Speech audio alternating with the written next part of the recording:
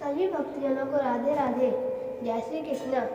श्रीमद् भागवत महापुराण एकादश स्कंद अथवा कौन 300 अध्याय भागवत धर्मों का निरूपण और उद्धव जी का बद्री का आश्रम गमन। उद्धव जी ने कहा, अच्युत, जो अपना मन वश में नहीं कर सका है उसके लिए आपको बतलाई हुई इस योग साधना को तो मैं बहुत ही कठिन समझता हूँ।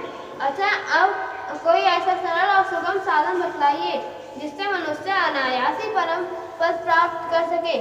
कमल नयन, आप जानते ही हैं कि अधिकांश योगी जब अपने मन को एकाग्र करने लगते हैं तब वे बार-बार चेष्टा करने पर भी सफल न होने के कारण हार मान लेते हैं और उसे वश में न कर पाने के कारण दुखी हो जाते हैं।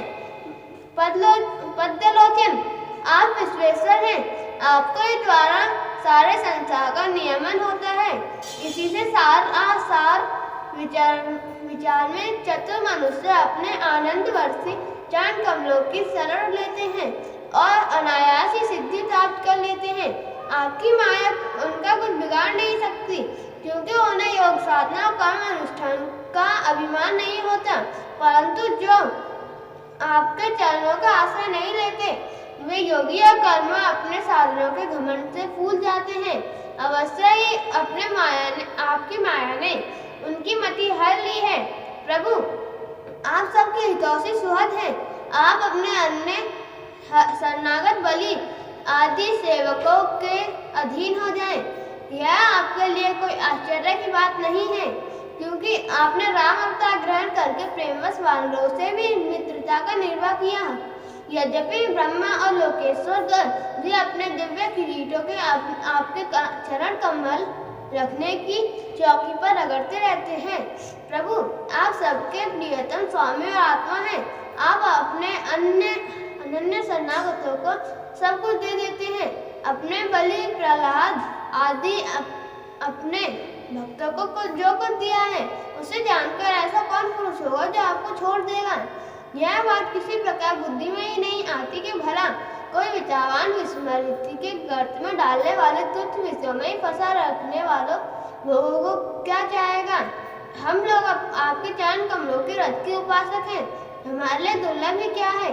भगवान, आप समस्त प्राणियों के अंतःकरण में अंतर्यामी रूप से और बाहर गुरु रूप से स्थित होकर उनके सारे पाप ताप मिटा देते हैं और अपने वास्तविक स्वरूप को उनके प्रति प्रकट कर देते हैं।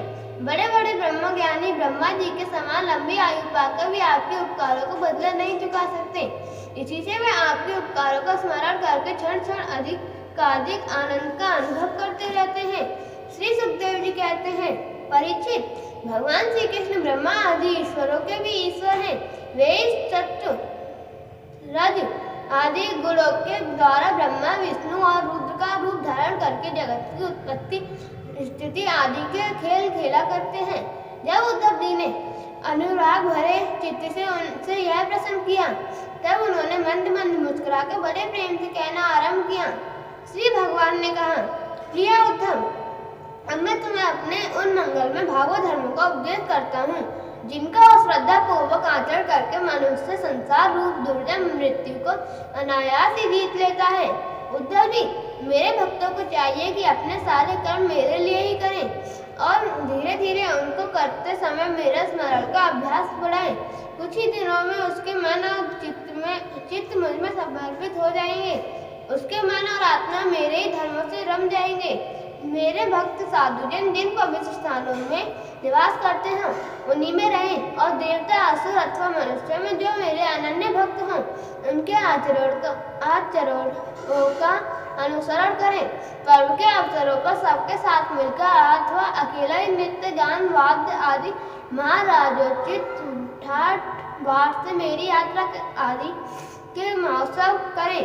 शुद्धांतकरण पुरुष आकाश के समान बाहर और भीतर परिपूर्ण एवं आवरण शून्य मूल परमात्मा को समस्त प्राणियों और अपने हृदय में स्थित रखें। निर्मल बुद्धि उद्धव जी, जो साधक केवल इस ज्ञान दृष्टि का आश्रय लेकर संपूर्ण प्राणियों और पदार्थों में मेरा दर्शन करता है और उन्हें मेरा ही रूप मानकर सत्कार करता है तथा ब्राह्मण और चांडाल चोर और ब्राह्मण भक्त, सूर्य और चिंगारी तथा कृपालु और क्रूर में समान दृष्टि रखता है, उसे ही सच्चा ज्ञानी समझना चाहिए।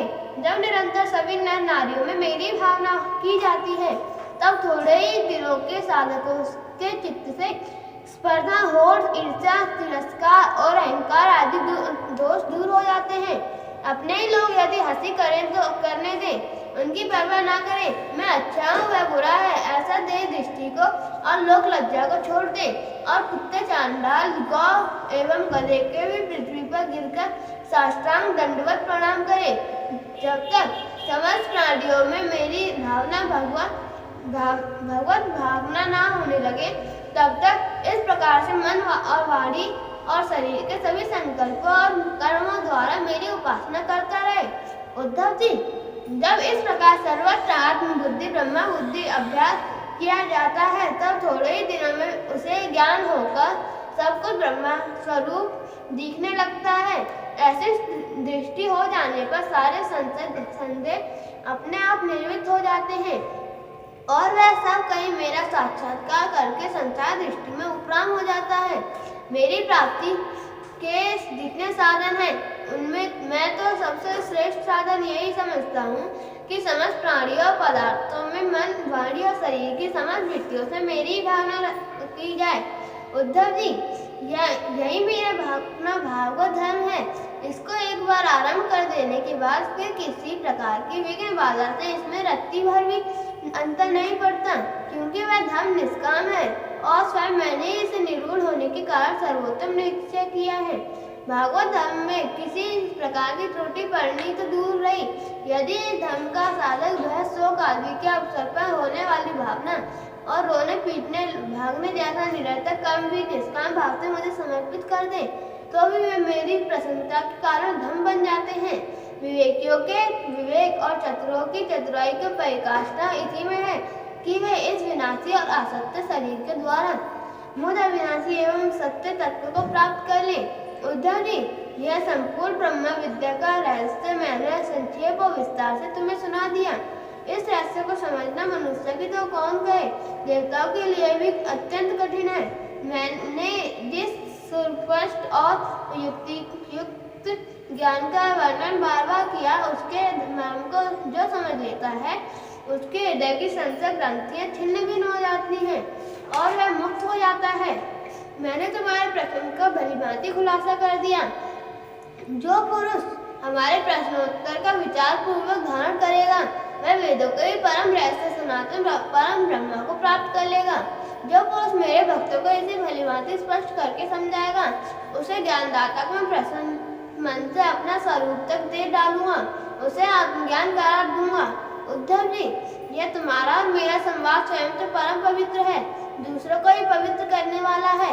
जो प्रतिदिन इसका पाठ करेगा और दूसरों को सुनाएगा, वह इस ज्ञान दीप के द्वारा दूसरों को मेरा दर्शन कराने के कारण पवित्र हो जाएगा। जो कोई एकाग्र चित्त से उसे श्रद्धा पूर्वक नित्य सुनेगा, उसे मेरी परा भक्ति प्राप्त होगी और वह कर्म बंधन से मुक्त हो जाएगा। प्रिय सखे, तुमने भलीभांति ब्रह्मा का स्वरूप समझ लिया ना, और तुम्हारे चित्त का मोह एवं शोक तो दूर हो गया ना। तुम इसे दंभिक, नास्तिक, सत, श्रद्धालु, भक्तिहीन और उद्धत पुरुषों को कभी मत देना, जो इन दोषों से रहित हो, ब्राह्मण भक्त हो, प्रेमी हो, साधु स्वभाव हो और जिसका चरित्र पवित्र हो, उसका यह प्रसंग सुनाना। यदि शूद्र और स्त्री मेरे प्रति प्रेम भक्ति रखते हो, तो उन्हें भी इसका उपदेश करना चाहिए। जैसे दिव्य अमृत पान कर लेने पर कुछ भी पीना शेष नहीं रहता, वैसे ही यह जान लेने पर जिज्ञासु के लिए और कुछ भी जानना शेष नहीं रहता। प्यारे उद्धव, मनुष्य को ज्ञान, कर्म, योग, वाणिज्य और राजदंडादि से क्रमशः मोक्ष, धर्म, काम और अर्थ रूप फल प्राप्त होते हैं, परंतु तुम्हारे जैसे अनन्य भक्तों के लिए वे चारों प्रकार का फल केवल मैं ही हूँ। जिस समय मनुष्य समस्त कर्मों के परित्याग करके मुझे आत्मसमर्पण कर देता है, उस समय वह मेरा विशेष माननीय हो जाता है और मैं उसे उसके जीवत्व से छुड़ाकर अमृत स्वरूप मोक्ष की प्राप्ति करा देता हूँ और वह मुझसे मिलकर मेरा स्वरूप हो जाता है। श्री सुखदेव जी कहते हैं, परीक्षित, अब उद्धव जी योग मार्ग का पूरा उपदेश प्राप्त कर चुके थे। भगवान श्री कृष्ण की बात सुनकर उनकी आंखों में आंसू उमड़ आए। प्रेम की बाढ़ से गला रुंध गया, चुपचाप हाथ जोड़े रह गए और वाणी से कुछ बोला ना गया। उनका चित्त प्रेम व वेश से जल हो रहा था। उन्होंने धैर्य पूर्वक उसे रोका और अपने को अत्यंत सौभाग्यशाली अनुभव करते हुए सिर से यजमान शिरोमणि भगवान श्री कृष्ण के चरणों को स्पर्श किया तथा हाथ जोड़कर उनसे यह प्रार्थना की।